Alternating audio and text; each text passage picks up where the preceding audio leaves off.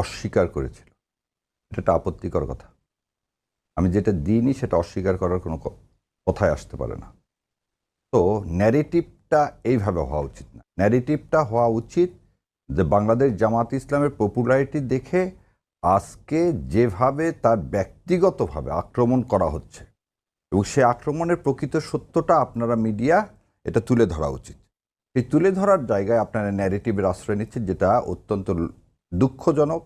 এবং এই জুলাই অভ্যুত্থানের পর, বিপ্লবের পর এই আপনাদের এই মুখোশ ধারণ করাটার আমি তীব্র নিন্দা জানাচ্ছি। কেন জানাচ্ছি? প্রথম কথা হলো, আপনি খুব সুন্দর একটা আজকে দিয়েছেন। কি দিয়েছেন? টপিকস, হেডলাইনটা কি? নারী কার কাছে নিরাপদ? নারী তার কাছেই নিরাপদ যে নারীর হিজাব খুলে নেবেন আমার রাস্তায়। নারী তার কাছেই নিরাপদ যে নারীর পেটে লাথি মারবে না।